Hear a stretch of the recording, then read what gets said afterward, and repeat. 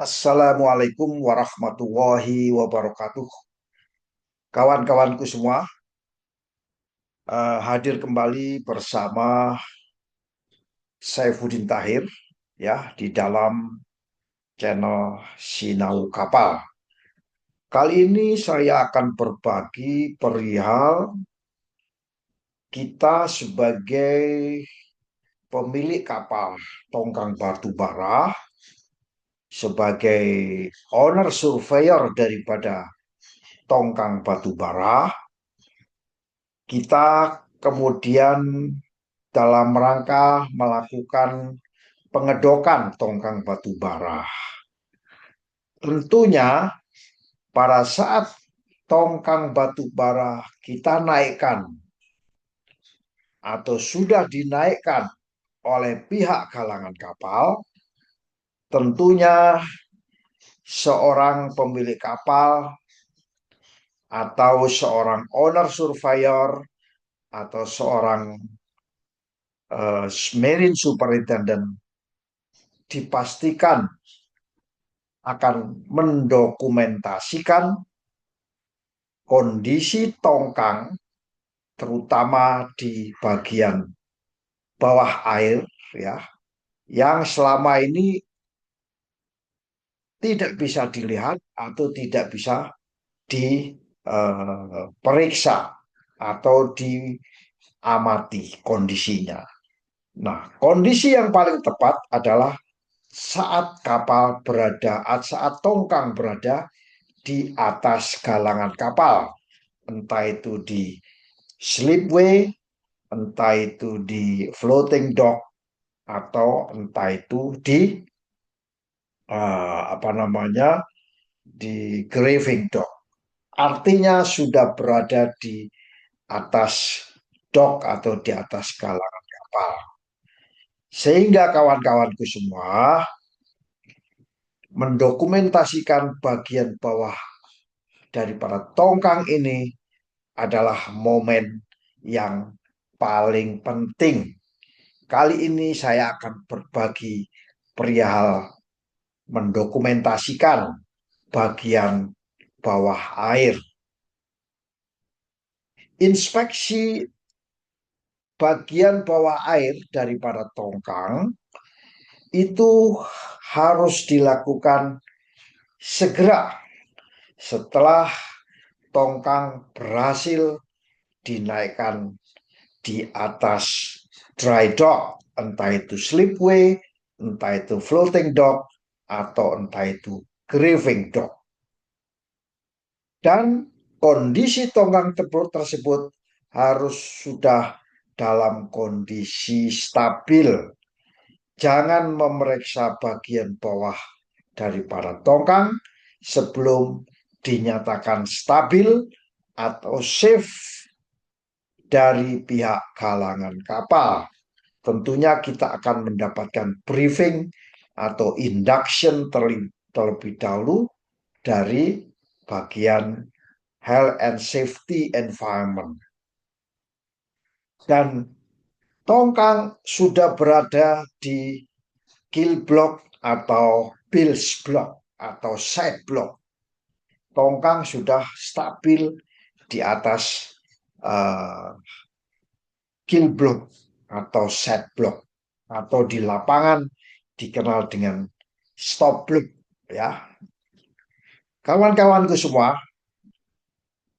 kalau sudah berada di daratan, katakan docknya dalam bentuk slipway, artinya air benar-benar sudah di bawah tongkang, ya.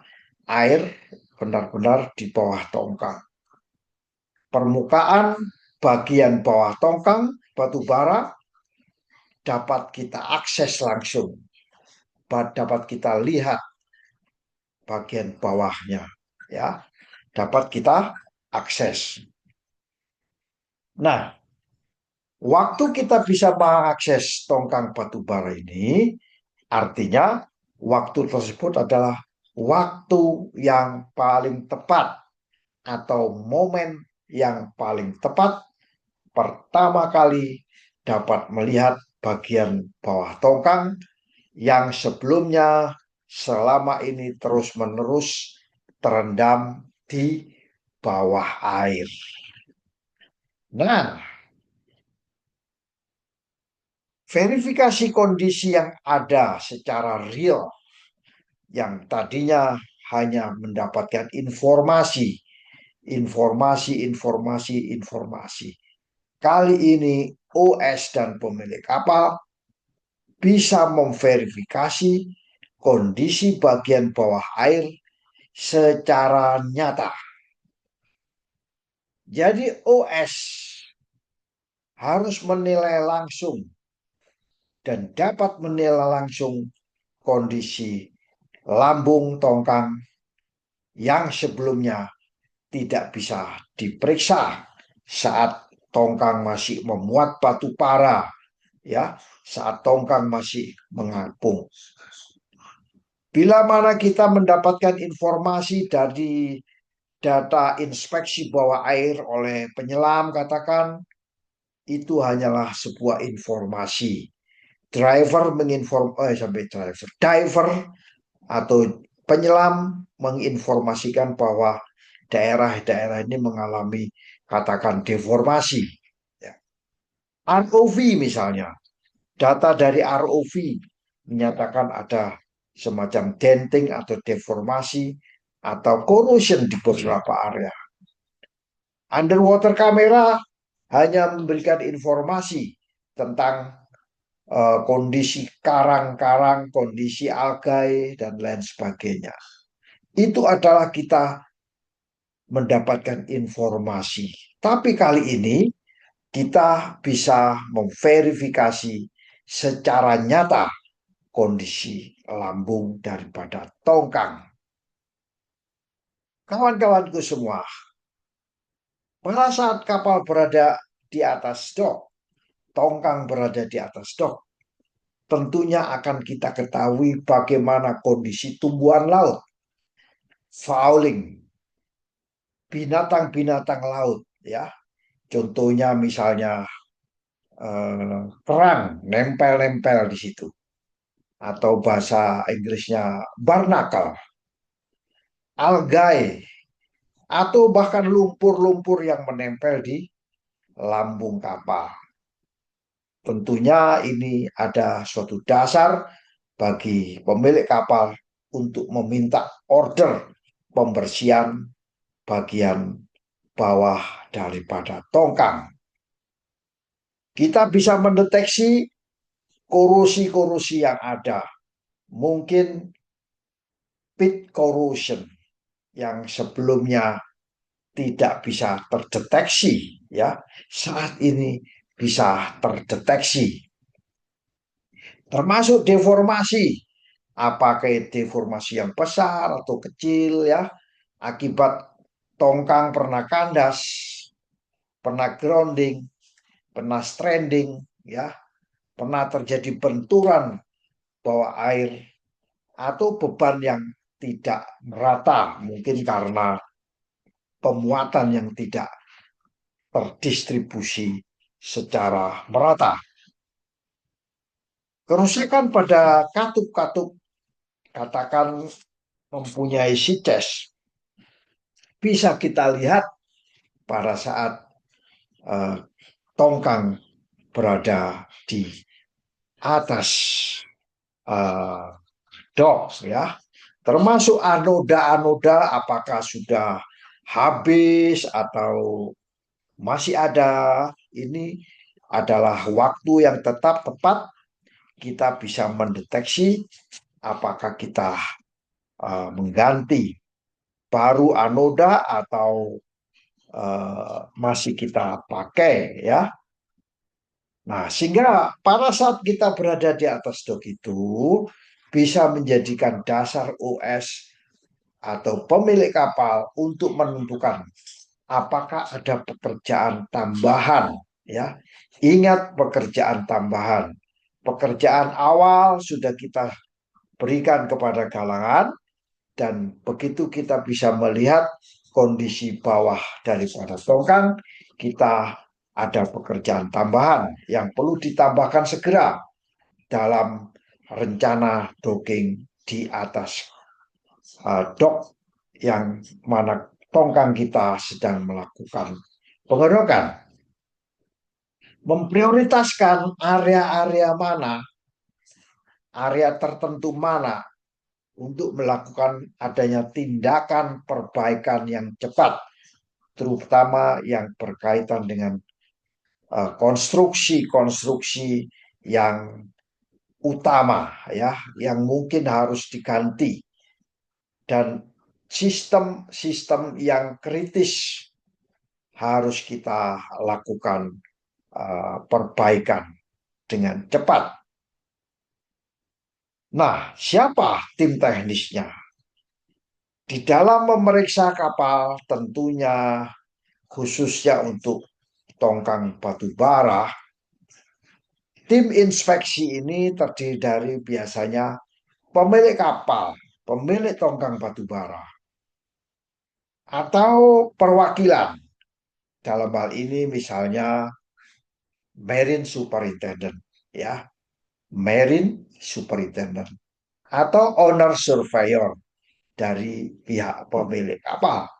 Bahkan juga kalau bila perlu mengundang dan melibatkan badan klasifikasi di mana tongkang tersebut dikelaskan, ya. Karena dari kehadiran surveyor kelas bisa membantu mana-mana yang kita prioritaskan untuk dilakukan penggantian. Dari bagian bawah ini tidak lepas daripada pemeriksaan yang paling utama yaitu kill. Kill itu bagian lunas, di mana di situ biasanya terletak kill block. Kita harus bisa menentukan berdasarkan docking plan tahun lalu disanggah di frame berapa, kali ini harus disanggah di tempat lain. Itulah kenapa ada banyak kapal yang tenggelam di manapun di laut, itu karena tidak sempat telah dilakukan pemeriksaan. Karena pada saat di atas dock, kill block menyentuh pada bagian tersebut, terutama di kill line, yang mana berkemungkinan mengalami kebocoran.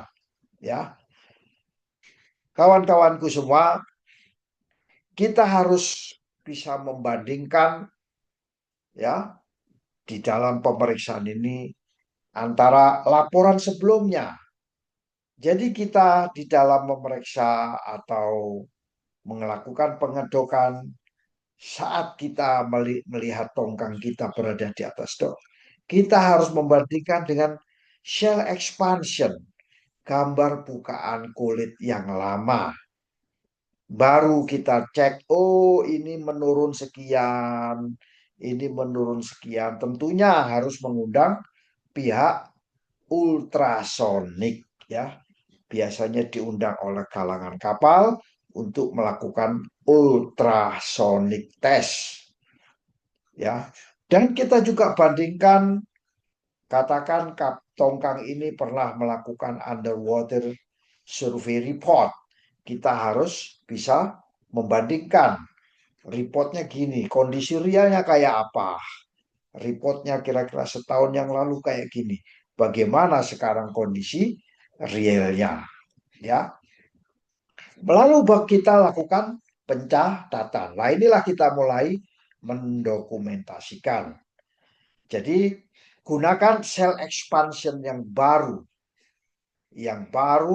dan kita tanda-tandai mana-mana ukuran-ukuran yang telah dilakukan ultrasonik, dan tandai mana-mana saja yang harus dilakukan replating, mana yang bisa ditunda, mana yang hanya dicek saja.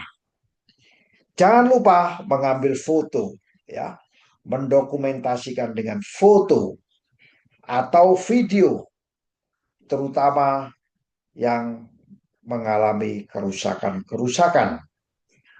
Buatkan tabel, misalnya tabel antara frame sekian dan di frame sekian, strike sekian, terjadi jenis kerusakannya apa, terjadi korosi atau deformasi atau denting atau mengalami keretakan atau ada banyak fouling ya, itu dari frame sekian lokasinya di mana terjadi jenis kerusakannya itu, dan berikanlah estimasi itu mengenai estimasi eh, tingkat keparahan daripada kerusakan tersebut. Kalau parah, segera lakukan penggantian, perbaikan. Kalau sedang, kita putuskan bagaimana. Kalau tidak, mungkin kita lihat cek ya, diskusikan dengan pihak klasifikasi dan pihak QC kalangan.